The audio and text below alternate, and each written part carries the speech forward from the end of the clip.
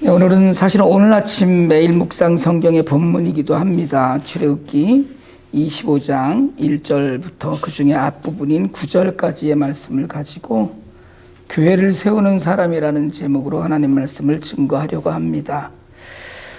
제가 어제 오전에 장례 예배를 다녀왔습니다. 저하고는 굉장히 친밀한 관계를 오래 한 분은 아니지만 사실은 저희 부부가 미국에 와서 처음에 개척하는 교회의 성도로 그 개척에 참여를 했었는데 그 개척 담임 목사님께서 73세 연세로 소천을 하셨어요. 특별히 제 아내가 그때 미국에 처음 와서 오자마자 그 다음 달부터 그 교회에서 피아노 반주를 하면서 저희 가정이 첫 개척의 성도가 되었죠.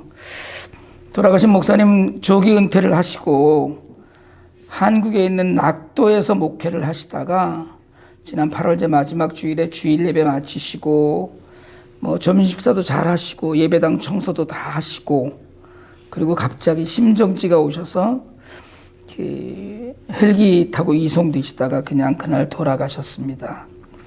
굉장히 급작스러웠고 모두가 놀라운 소식이었지만 큰 아픔이나 어려움 없이 목사님은 가시고 가족들이 남고 그리고 사실은 성도가 남고 교회가 남았어요. 목사님 그 소천을 슬퍼하기도 하고 그리고 또 한편으로는 감사를 드리는 그런 가족과 교회를 남겨두고 가셨습니다. 남겨진 이들에게는 슬픔이 더해졌지만 그럼에도 불구하고 천국의 소망을 모두에게 남겨두셨고 좀 일찍 은퇴하셨지만 목사님의 소천을 안타까워하는 그런 교회도 남기셨습니다. 그래서 남겨진 사람들이 함께 감사하고 찬양하고 함께 슬픔을 나누는 그런 시간을 가졌어요. 사실은 나이가 들면서 자꾸 그런 생각을 합니다. 지난 한 주간 동안 사실은 오늘 본문을 계속 묵상을 하면서 성막, 성전, 그리고 그리스도의 몸된 교회를 더 오래 생각하게 되었습니다. 그 생각을 하다가 장례 예배에 참석을 해서 그 자리에서 교회에 대한 생각을 또 하게 되었어요. 교회가 건강한 공동체로 그리고 잘 모이는 공동체가 되면 목회를 하던 목사에게는 더할 나위 없이 기쁜 일이겠죠. 어제 아침에는 또 IT연합교회 저희 선교사님이신 탁형구 목사님께서 IT연합교회 담임을 이임하신다는 소식을 전해주셨습니다. 그래서 아침에 탁 목사님 네 분과 전화로 이런저런 이야기를 나눌 기회가 있었어요. IT라는 굉장히 특수한 선교지이고 교인이라고는 현지 기업인과 선교사들이 전부인 그런 특수한 교회에서 10년을 넘게 목회하시고 은퇴하시는데 사실은 짐을 벗는다는 느낌과 그리고 교회 존속의 염려가 있으실 거라는 짐작이 가더라고요. 여러분, 목사에게는 교회가 뭘까요? 목사에게 교회는 짐이고 십자가입니다. 사실은 설교를 두려운 영광이라고 했는데 수고하고 무거운 짐진 자를 부르신 예수님께서 그 수고하고 무거운 짐을 나눠지려고 보낸 사람이 목사이기도 합니다. 그 가운데 두려움으로 하나님을 섬기면서 성도를 섬겨야 되는 사람이지요. 좀 더 거창하게 이야기하자면 교회의 지체인 성도들과 함께 하나님 나라를 걸어가는 사람이기도 합니다. 그러나 진정한 의미의 목사는 그냥 성도입니다. 성도 중에서 말씀을 맡아서 연구하고 해석하고 적용하면서 그러면서 말씀을 전하는 일을 맡은 성도의 한 사람이기도 합니다. 그러면 성도에게는 교회는 뭘까요?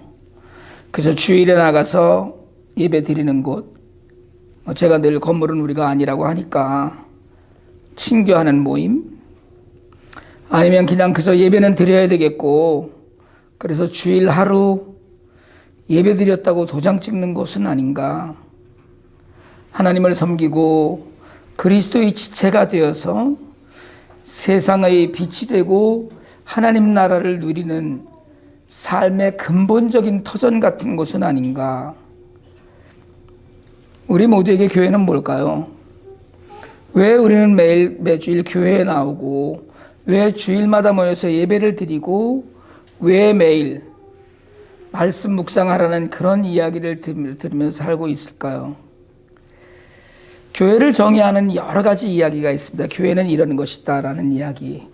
그리고 각자에게 맞는 교회 나름대로의 의미가 있겠지만, 저는 딱 잘라서 얘기하라면 교회는 생명이라고 하겠습니다. 교회는 생명입니다. 예수 그리스도로 말미암아 십자가에서 우리 자신도 못 받고 같이 죽고, 그리고 다시 새로운 생명을 얻은 성도들이 있는 곳, 그게 교회입니다. 그러니까 그리스도의 산 소망이 살아서 숨쉬는 그런 생명이 교회를 통해서 흐르고요. 그런 교회, 그런 생명을 우리가 이루고 누리고 나누는 곳입니다. 늘 말씀드리고 너무나 잘 아시겠지만 교회는 건물이 아니고 사람들의 모임입니다.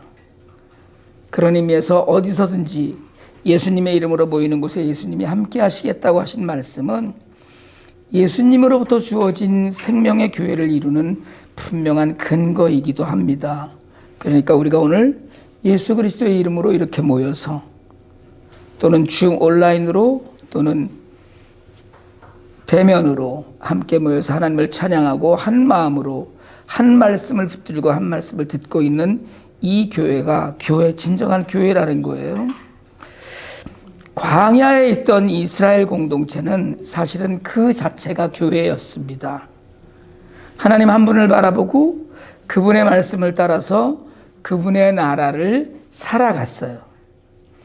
그 하나님의 나라의 백성들에게 세상에서, 그것도 광야에서 하나님이 거하실 성막을 짓게 하시는 말씀이 오늘부터 주어집니다.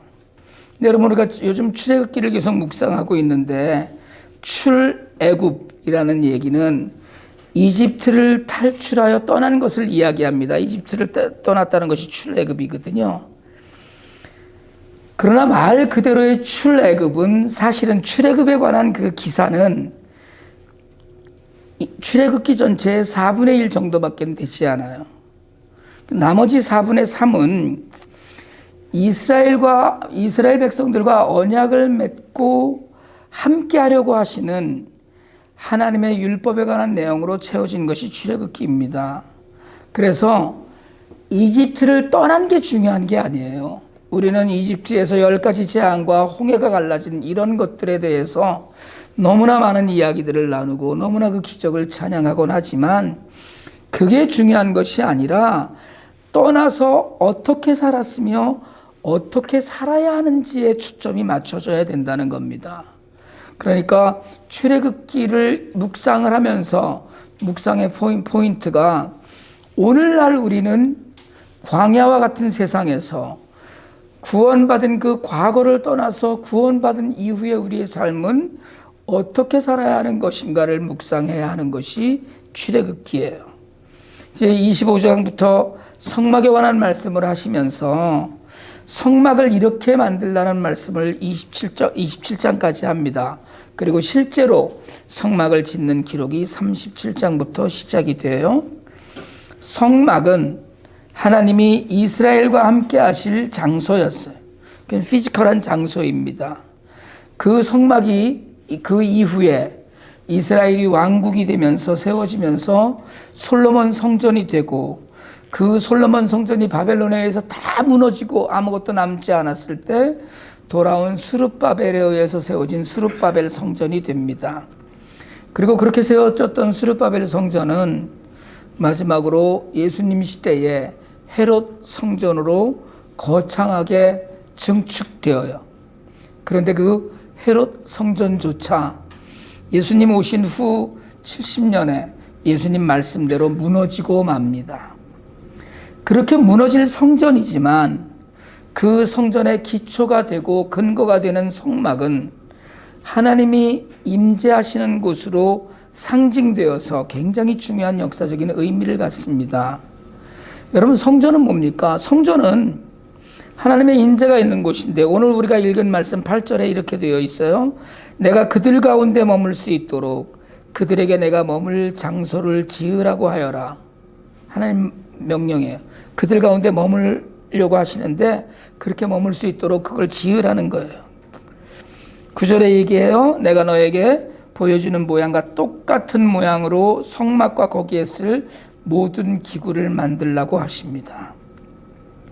처음부터 하나님이 임재하시는 성전은 성막에서 성전으로 그렇게 확장되어 가요. 근데 예수님 후에 성전의 휘장이 완전히 갈라지면서 하늘나라가 너희 안에 이미 임하였다는 말씀과 함께 마침내 성경은 우리를 성령이 거하시는 성전으로 이름합니다. 바울은 고린도전서 6장 19절 20절에서 너희의 몸은 성령의 성전이라고 하면서 너희 몸으로 하나님께 영광을 돌리라고 이야기해요. 결국은 다시 이야기하는 곳, 성전은 하나님이 임재하는 곳이라고 했는데 우리가 성전이라는 거예요.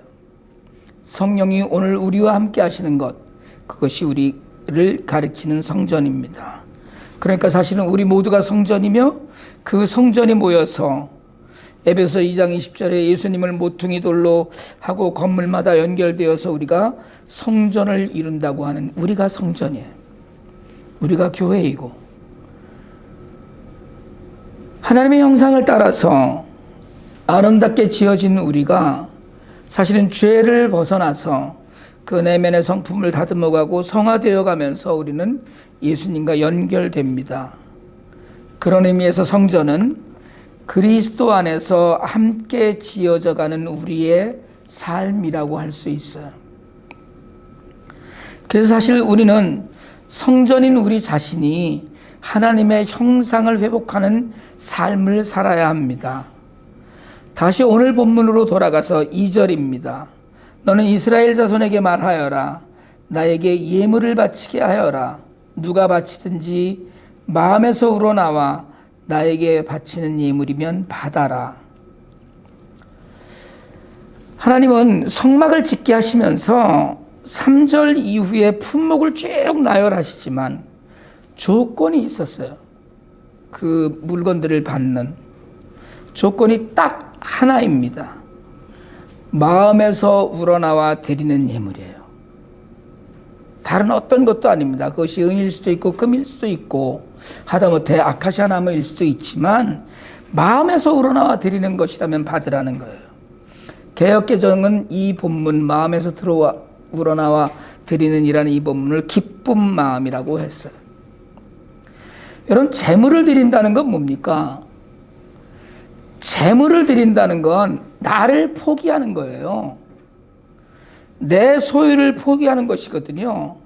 그러니까 하나님께 드리는 예물에 오직 유일한 조건이 기쁨과 자발적인 것이라면 그걸 우리가 믿음이라고 이야기하는 거예요.